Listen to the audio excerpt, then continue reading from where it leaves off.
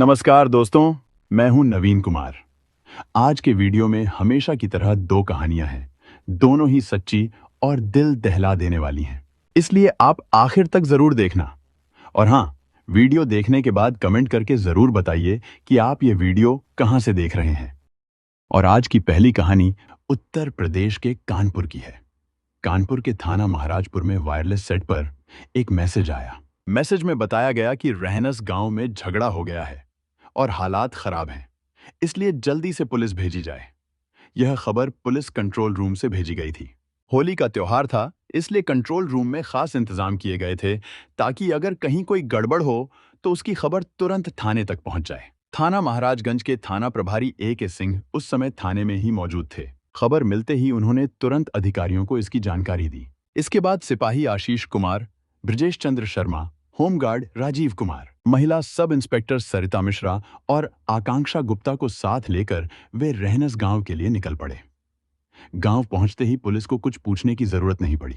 घर के बाहर ही पूतन मिश्रा के घर के सामने भीड़ लगी हुई थी। पुलिस की जीप सीधे वहीं जाकर रुकी। वहां एक अधेड़ उम्र का आदमी खून से लथपथ हालत में जमीन पर पड़ा हुआ था और उसकी हालत बहुत नाजुक थी। वहीं पास में एक लड़की बुरी तरह घायल हालत में बैठी रो रही थी। पूछताछ करने पर पता चला कि खून से लथपथ पड़े आदमी का नाम देवनारायण है। घायल लड़की का नाम शशि था और वह देवनारायण की बेटी थी। मारपीट पूतन मिश्रा और देवनारायण के बीच हुई थी। इस झगड़े में पूतन मिश्रा ने अपनी पत्नी रेखा और बेटों के साथ मिलकर देवनारायण और उसकी बेटी शशि को बुरी तरह पीट दिया था। मारपीट के बाद पूतन मिश्रा अपने परिवार के साथ वहां से फरार हो गया था। देवनारायण गंभीर रूप से घायल थे और उनकी हालत बहुत नाजुक थी। इसलिए पुलिस वालों की मदद से देवनारायण और शशि को तुरंत हैलट अस्पताल पहुंचाया गया। शशि की मरहम पट्टी कर दी गई और उसे छुट्टी दे दी गई, जबकि देवनारायण को अस्पताल में भर्ती कर लिया गया। डॉक्टरों ने देवनारायण को बचाने की काफी कोशिश की, लेकिन अगले दिन उनकी मौत हो गई। देवनारायण की मौत से उसके परिवार में कोहराम मच गया। पुलिस ने शव का पंचनामा किया और पोस्टमार्टम के लिए भेज दिया। देवनारायण की मौत हो जाने के बाद थाना प्रभारी A.K. सिंह ने मृतक के बेटे टिंकू की तहरीर पर मामला दर्ज किया। पुलिस ने भादमवी की धारा 323, 504, 524 और 304 के तहत पूतन मिश्रा, उसकी पत्नी रेखा और बेटों लाल मिश्रा व गूंगा मिश्रा के खिलाफ मुकदमा दर्ज कर लिया। मृतक अनुसूचित जाति का था, इसलिए मामले में SC एक्ट भी लगा दिया गया। नामजद लोगों को पकड़ने के लिए A.K. सिंह ने जिन जिन जगहों पर उनके मिलने की उम्मीद थी वहां वहां छापे मारे। उन्होंने कई सगे संबंधियों को भी हिरासत में लेकर पूछताछ की, लेकिन किसी का भी कोई पता नहीं चला। आखिर में मुखबिर ही पुलिस के काम आए। 10 मार्च की शाम A.K. सिंह को मुखबिर से खबर मिली। मुखबिर ने बताया कि पूतन मिश्रा अपनी पत्नी रेखा और बेटे गूंगा के साथ GT रोड पर रहंस मोड़ के पास खड़ा है। वह कहीं भागने की फिराक में सवारी का इंतजार कर रहा है। यह खबर मिलते ही पुलिस GT रोड के रहंस मोड़ पर पहुंच गई। पुलिस की जीप देखते ही पूतन मिश्रा, उसकी पत्नी रेखा और बेटा भागने लगे, लेकिन सरिता मिश्रा ने दौड़ाकर रेखा को पकड़ लिया। दूसरी ओर A.K. सिंह ने अपने साथियों की मदद से भाग रहे पूतन मिश्रा और उसके बेटे गूंगा मिश्रा को भी पकड़ लिया। सभी को मौके पर ही हिरासत में ले लिया गया। सभी को थाना महाराजपुर लाया गया। थाने में पूछताछ के दौरान खून खराबे की जो कहानी सामने आई, उसकी जड़ अवैध संबंध निकले। कानपुर से करीब 25 किलोमीटर दूर हमीरपुर रोड पर थाना विधनु के इलाके में एक गांव है कठरुआ। रज्जन अपने परिवार के साथ इसी गांव में रहता था। सके परिवार में पत्नी के अलावा 3 बेटे रामू, कैलाश और प्रेम थे। इसके अलावा उसकी 4 बेटियां कमला, मीना, आशा और मुन्नी थीं। बहनों में मुन्नी सबसे छोटी थी। जब उसने जवानी की दहलीज पर कदम रखा तो रज्जन को उसके विवाह की चिंता होने लगी। वह उसके लिए वर की तलाश में निकले तो उन्हें देवनारायण पसंद आ गया। देवनारायण के पिता माधो कानपुर के थाना महाराजपुर के गांव रहनस में रहते थे। उनके 2 बेटे थे, रामनारायण और देवनारायण। रामनारायण का विवाह हो चुका था। देवनारायण भी जवान हो गया था और पिता के साथ खेतीबाड़ी करता था। जब रज्जन ने उसे देखा तो वह उन्हें मुन्नी के लिए अच्छा लगा। हालांकि देवनारायण मुन्नी से करीब 8-10 साल बड़ा था। इस तरह मुन्नी और देवनारायण का विवाह हो गया। देवनारायण सीधा साधा आदमी था। वहीं मुन्नी सुंदर होने के साथ साथ तेज तर्रार और चंचल स्वभाव की थी। वह न तो गांव की बुजुर्ग महिलाओं से पर्दा करती थी और न ही सास ससुर और जेठ से। वह हमेशा बन संवर कर रहती थी। गांवों में ऐसे फैशन पसंद और चंचल स्वभाव की औरतों को अच्छी नजर से नहीं देखा जाता। इसी वजह से मुन्नी का चाल चलन ससुराल वालों को अच्छा नहीं लगता था। लेकिन मुन्नी को किसी की परवाह नहीं थी कि उसका ससुराल वालों से मनमुटाव रहने लगा। छोटी छोटी बातों पर घर में अक्सर झगड़ा होने लगा। रोज रोज के झगड़ों से परेशान होकर माधो ने दोनों बेटों को अलग कर दिया। घर और जमीन का भी बंटवारा कर दिया गया। देवनारायण के हिस्से में 5 बीघा जमीन आई। वह उसी जमीन पर खेती करके अपने परिवार का पालन पोषण करने लगा। धीरे धीरे मुन्नी 5 बच्चों की मां बनी। उसके 3 बेटे टिंकू, छोटू और शीलू थे। 2 बेटियां पूनम और शशि थीं। इसी बीच मुन्नी की नजरें गांव में ही रहने वाले पूतन मिश्रा के बेटे पंकज से मिल गईं। पूतन के परिवार में उसकी पत्नी रेखा के अलावा 4 बेटे थे। उनके नाम पंकज, लाल, गूंगा और लवली थे। पूतन दबंग किस्म का किसान था। उसके 3 बेटे खेती में उसकी मदद करते थे, जबकि बड़ा बेटा पंकज ड्राइवरी करता था। वह माल ढोने वाला लोडर चलाता था। पंकज की उम्र करीब 24 साल थी। पंकज की दोस्ती मुन्नी के बड़े बेटे टिंकू से थी। इसी वजह से उसका मुन्नी के घर आना जाना लगा रहता था। चंचल स्वभाव की मुन्नी को धीरे धीरे पंकज अच्छा लगने लगा। पंकज बेटे की उम्र का था, फिर भी मुन्नी का मन उसकी ओर झुकने लगा। वह उसे आकर्षित करने के लिए तरह तरह के नखरे दिखाने लगी। मुन्नी उम्र में पंकज से लगभग दोगुनी थी और 5 बच्चों की मां भी थी। पंकज से उसका कोई मेल नहीं था। उसके बेटे भी पंकज की ही उम्र के थे। फिर भी मुन्नी उसे अपनी तरफ खींचने की कोशिश करने लगी। पंकज शुरू में उससे दूरी बनाकर रखता था। इसके बाद भी वह हंसी मजाक और बात करने के लिए उसके घर बैठ जाता था। जब भी पंकज आता, मुन्नी की नजरें उसी पर टिकी रहती थीं। वह अपनी अदाओं से उसे लुभाने की कोशिश करती रहती थी। धीरे धीरे पंकज भी मुन्नी के आकर्षण में फंसता चला गया और उसे पाने के लिए बेचैन रहने लगा।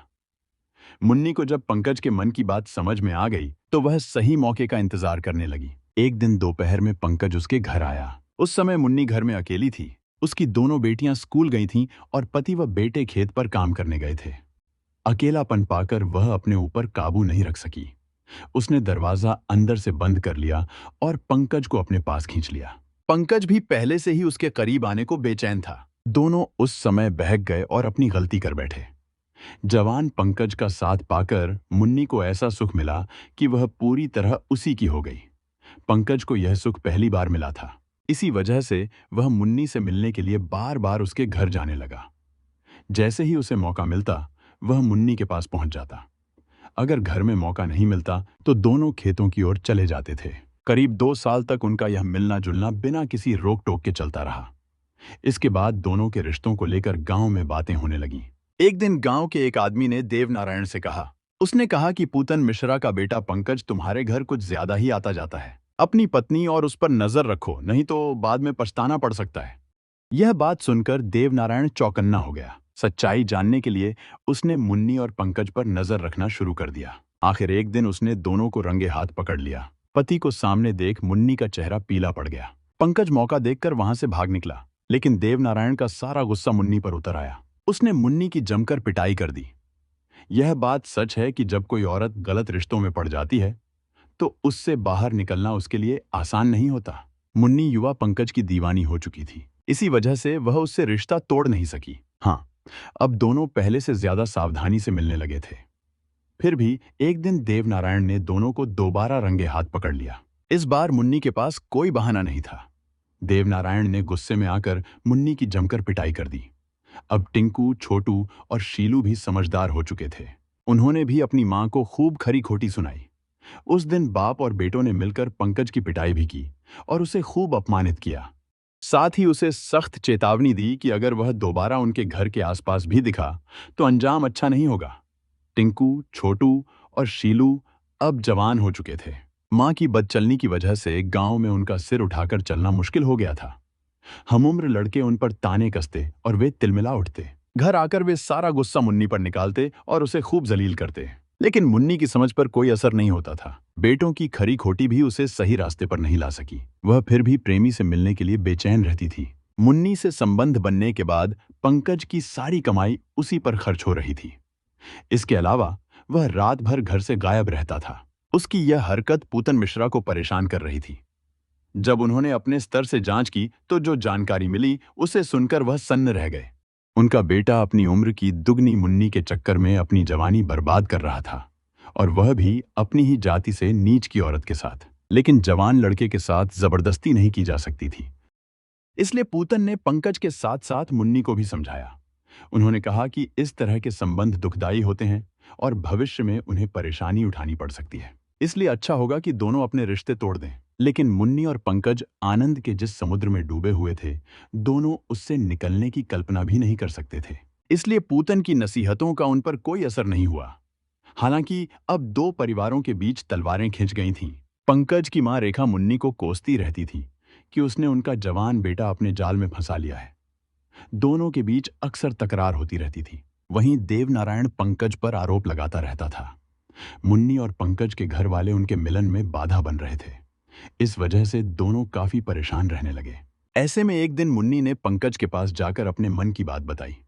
उसने कहा कि अब वह इस घर में नहीं रह सकती। अगर पंकज सच में उससे प्यार करता है तो उसे कहीं दूर ले जाए। वह कहती थी कि मेहनत मजदूरी करके भी वे अपना गुजारा कर लेंगे। मुन्नी ने यह भी बताया कि पंकज की वजह से वह अब पति की मार और बच्चों के ताने नहीं सह सकती। पंकज भी यही चाहता था। उसने मुन्नी का हाथ थामकर कहा कि वह उसे बहुत प्यार करता है और उसे अपनाने के लिए तैयार है। जब भी मुन्नी चाहे वह उसके साथ जा सकती है।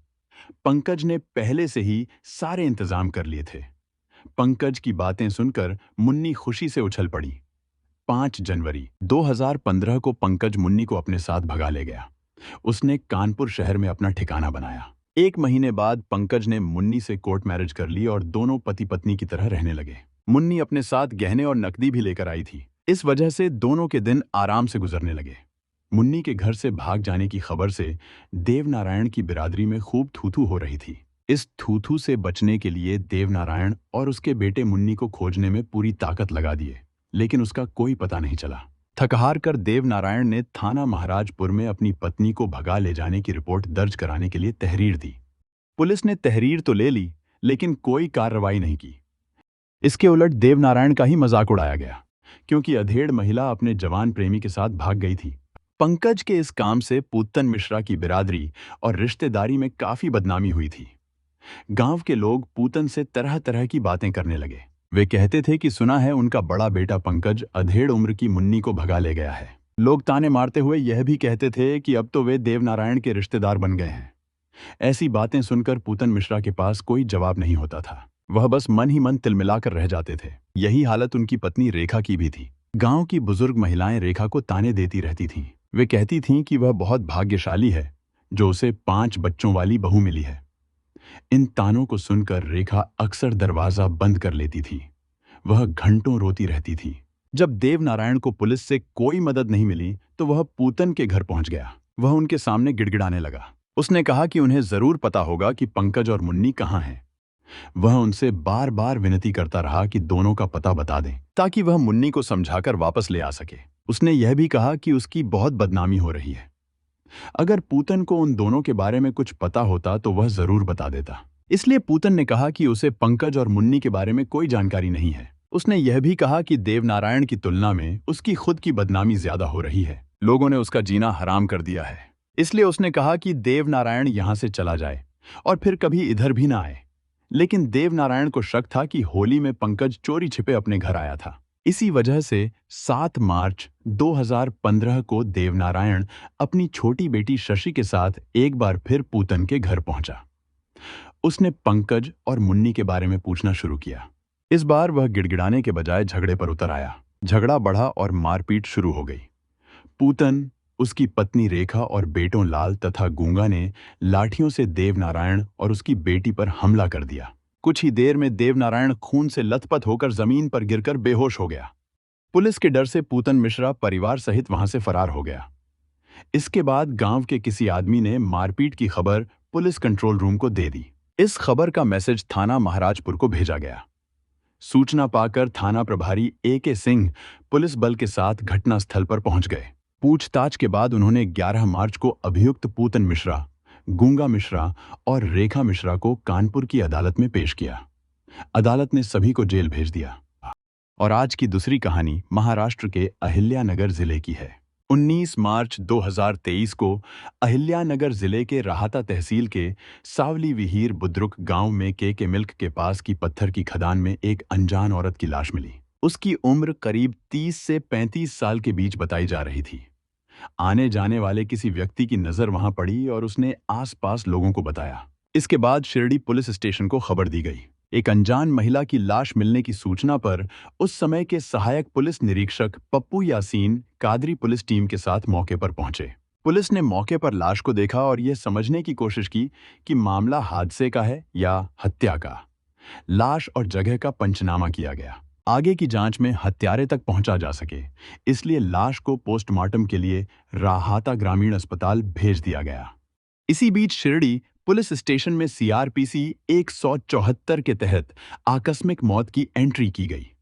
सहायक पुलिस निरीक्षक पप्पू कादरी ने इस मामले की जांच शुरू की। उन्होंने पहले से ही शक था कि किसी ने जानबूझकर उस औरत को पत्थर की खदान के पास लाकर मार डाला है। जब अस्पताल के डॉक्टरों की रिपोर्ट आई तो उसमें साफ लिखा था कि औरत की मौत गला दबाने से हुई है। इससे पप्पू कादरी का शक पक्का हो गया। उनकी शिकायत पर शिरडी पुलिस स्टेशन में अपराध नंबर 287/2023 के तहत धारा 302 और 201 में अज्ञात व्यक्ति के खिलाफ केस दर्ज किया गया। इसके बाद पप्पू कादरी ने चारों तरफ जांच के लिए पुलिस टीमें भेजी। हर एंगल से जांच की गई, लेकिन शुरुआत में कोई ठोस सुराग हाथ नहीं लगा। पुलिस की टीमें काफी मेहनत के बाद भी खाली हाथ ही लौट आईं। यह केस ऐसे ही पेंडिंग पड़ा रहा और साल 2025 आने तक फाइल में ही दबा रहा। मई 2025 में जब अहिल्यानगर के नए पुलिस सुपरिटेंडेंट के तौर पर सोमनाथ घारगे ने चार्ज लिया तो उन्होंने सबसे पहले जिले के सभी जिम्मेदार अफसरों से मुलाकात की। उन्होंने साफ आदेश दिए कि जिले में जो भी पुराने और न सुलझे हुए मर्डर केस हैं, उन्हें हर हाल में सुलझाया जाए।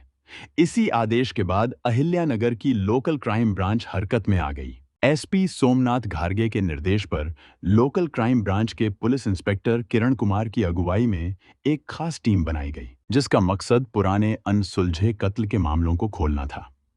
इस टीम में पुलिस सब इंस्पेक्टर दीपक मेढ़े, पुलिस कर्मचारी विजय पवार, हृदय घोड़के, लक्ष्मण खोखले, दीपक घाटकर, रमिज राजा अत्तार, सुनील नालनकर और भगवान धुले को शामिल किया गया। टीम ने शिरडी पुलिस स्टेशन के इलाके में हुए पुराने मर्डर केस की जानकारी इकट्ठा करनी शुरू की। प्रोफेशनल तरीके से और मुखबिरों की मदद से जांच आगे बढ़ाई गई। जांच में सामने आया कि जो महिला मारी गई थी वह शिरडी के पब्लिक जगहों जैसे बस स्टैंड, रेलवे स्टेशन और आसपास के इलाकों में भीख मांगती रहती थी। पुलिस ने सबसे पहले उन्हीं जगहों पर पूछताछ शुरू की जहां वह रोज भीख मांगती थी। तब पता चला कि बाहर के राज्यों की बसों की बुकिंग करने वाला एक कर्मचारी था, जिसे उसके दोस्त और वहां के हमाल उसी भिखारी औरत को लेकर चिढ़ाते थे। पुलिस ने उस कर्मचारी को बुलाकर पूछताछ शुरू की। शुरू में वह ठीक से बात करता रहा, लेकिन जैसे जैसे सवाल बढ़ते गए वह घबरा गया और बात करते वक्त हकलाने लगा। यहीं से पुलिस का शक उस पर गहरा हो गया। जब पुलिस ने सबूत सामने रखे और सख्ती दिखाई तो वह टूट गया। पुलिस के सामने बिल्कुल सीधा होकर बोलने लगा। उसने अपना गुनाह कबूल कर लिया। बस इसी छोटी सी बात से परेशान होकर उसने उसकी जान ले ली। इतनी बेवजह मारी गई उस औरत की आत्मा शायद उसे कभी माफ नहीं करेगी। आखिरकार लोकल क्राइम ब्रांच की टीम ने करीब 2 साल बाद आरोपी आकाश को गिरफ्तार कर लिया और उसे जेल भेज दिया। अहिल्यानगर के पुलिस सुपरिटेंडेंट सोमनाथ घारगे के मार्गदर्शन में काम करने वाली लोकल क्राइम ब्रांच की हर तरफ तारीफ हो रही है। जो कहानी सामने आई वह सच में बहुत हैरान कर देने वाली थी। छोटी सी बात पर किसी की जान ले लेना इंसानियत को झकझोर देने वाला था। आकाश मोहन कपिले उम्र 28 साल शिरडी के विट्ठलवाड़ी में रहता था। उसके घर में उसकी मां और पत्नी रहती थीं। शिरडी बस स्टैंड पर संदीप राव साहेब झवारे नाम के एक आदमी बाहर के राज्यों के यात्रियों के लिए बस की टिकट बुक करते थे। आकाश उन्हें काका मानता था। आकाश रोज काका संदीप के साथ काम करता था और यात्रियों की बुकिंग में उनकी मदद करता था। वह सुबह से शाम तक बस स्टैंड पर ही रहता और टिकट बुकिंग का काम करता था। बस स्टैंड पर एक अनजान औरत भी घूमती रहती थी। वह थोड़ी दिमागी तौर पर ठीक नहीं थी और लोगों से हाथ फैलाकर भीख मांगकर अपना गुजारा करती थी। उस हालत में वह कई बार आकाश से कहने लगी, तू मेरा पति है। असल में आकाश और उस औरत का कोई रिश्ता नहीं था। दोनों एक दूसरे को जानते भी नहीं थे। लेकिन अपनी उलझी हुई हालत में वह बार बार आकाश से यही कहती रहती थी कि तू मेरा पति है। उसे कुछ भी समझ नहीं रहता था, इसलिए जहां भी आकाश दिखता वह उसे ही मेरा पति कहने लगती थी। लोगों को यह बात मजाक जैसी लगती थी। शुरू में सब हंसकर टाल देते थे, लेकिन जब वह बार बार ऐसा कहने लगी तो बस स्टैंड पर आकाश के दोस्त और वहां काम करने वाले हमाल भी उसे उसी बात पर चिढ़ाने लगे। इससे आकाश को बहुत गुस्सा आता था, लेकिन वह समझ नहीं पा रहा था कि क्या करे। आखिर उसके दिमाग में एक गलत सोच आ गई। उसने मन ही मन सोचा कि जब जड़ ही नहीं रहेगी तो बात भी खत्म हो जाएगी, और उसने उस बीमार भीख मांगने वाली औरत को ही खत्म करने का फैसला कर लिया। 17 मार्च को आकाश का जन्मदिन था। उस दिन उसने दोस्तों और रिश्तेदारों से बधाइयां ली, केक काटा और जन्मदिन मनाया। शाम होते होते काम का दबाव थोड़ा कम हो गया था। अंधेरा भी पड़ने लगा था और बस स्टैंड पर ज्यादा भीड़ नहीं थी। इसी कम भीड़ का फायदा उठाकर वह उस भीख मांगने वाली औरत को अपनी होंडा डियो स्कूटी पर बैठाकर वहां से निकल गया। उसने अपना जन्मदिन होने का बहाना बनाकर उस औरत को सावली विहीर गांव के बाहर के मिल्क के पास पत्थर की खदान के पास ले गया। तब तक काफी अंधेरा हो चुका था। उस भीख मांगने वाली औरत को लगा कि आज बाबू का जन्मदिन है, शायद कुछ अच्छा खाने को मिलेगा। लेकिन आकाश के दिमाग में कुछ और ही चल रहा था। उसे कुछ समझ में आए उससे पहले ही आकाश ने उसका गला जोर से दबा दिया। वह तड़पने लगी। थोड़ी देर बाद जब आकाश ने देखा तो उसकी सांस पूरी तरह बंद हो चुकी थी। इसके बाद उसने उस औरत को उठाकर वहीं पत्थर की खदान में फेंक दिया। आकाश को लगा कि उसने भीख मांगने वाली औरत को मार दिया है और सबूत भी खत्म कर दिया है। अब उसे लग रहा था कि पुलिस कभी उस तक नहीं पहुंच पाएगी। उसने सोचा था कि सबूत मिट चुके हैं और मामला हमेशा के लिए दफन हो गया है। लेकिन कहते हैं, जुर्म कभी छुपता नहीं है। वक्त बीतता गया, पर सच धीरे धीरे सामने आता रहा। 2 साल बाद वही सच बनकर पुलिस आकाश तक पहुंचा और उसे उसके किए की सजा मिल गई।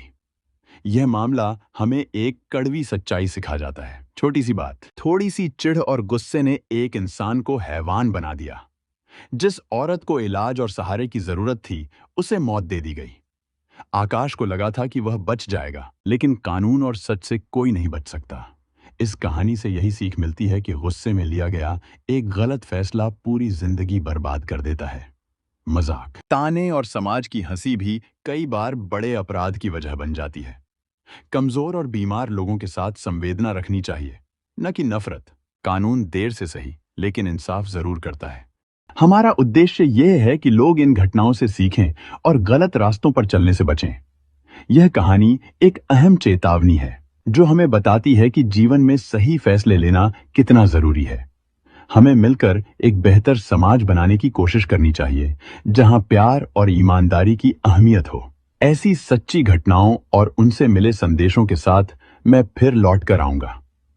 तब तक के लिए सुरक्षित रहें, सतर्क रहें और याद रखें कि हर कदम सोच समझकर उठाएं।